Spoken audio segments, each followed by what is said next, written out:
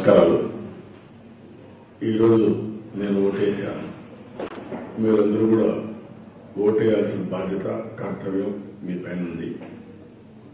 ఉదయం మీరందరూ కూడా ఎలక్షన్ బూత్ దగ్గర కొంతమంది వెళ్ళారు. వృద్ధులైతే నాకు తల్లి తండ్రితో సమానమందరూ కూడా ఉదయం వెళ్ళారు. అదే మరిగా అక్క చెల్లెళ్ళు వెళ్ళారు, ప్రజలందరూ వెళ్ళారు. అక్కడ ఈ యొక్క మిషన్స్ పనిచేయకుండా పోయిన దానివల్ల మీరు చాలా అసౌకర్యానికి గురయ్యే పరిస్థితికి వచ్చారు. ఎన్నికల కమిషన్ ఉద్యోగస్తుల్ని ట్రాన్స్ఫర్ చేయడంలో చూపించిన చొరవ ఈ యొక్క ఈవీఎంలు మెయింటైన్ చేయడం కానీ, వీవీప్యాట్ పెట్టడం కానీ చేయలేకపోయారు. అందులో పూర్తిగా ఫెయిల్ అయ్యారు.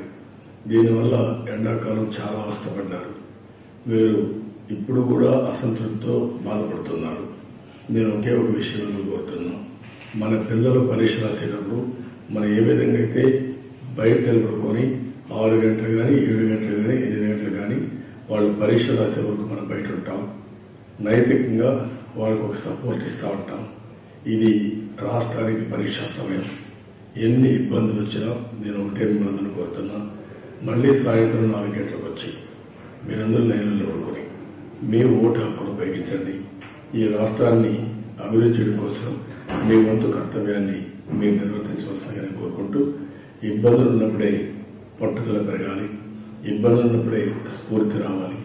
ఆ స్ఫూర్తినిచ్చి ఈ రాష్ట్రం కోసం మీరు త్యాగం చేయాల్సిందని కోరుకుంటూ, మీకు జరిగినటువంటి ఇన్కన్వీనియన్స్ని, అసౌకర్యాన్ని నేను పూర్తిగా బాధపడుతూ విచారిస్తూ మరొకసారి విజ్ఞప్తి చేస్తున్నాను. మర్చిపోవద్దండి, మీ ఓటు. ఆ ఓటు ఈ రాష్ట్రానికి న్యాయం చేస్తుంది, ధర్మాన్ని కాపాడుతుంది, ప్రగతిలో ముందుకుపోతుంది, భావితరాలకు ఉపయోగపడుతుంది. అది చేయాల్సిందిగా మరొకసారి మిమ్మల్ని కోరుకుంటూ అందరికీ నమస్కారాలు.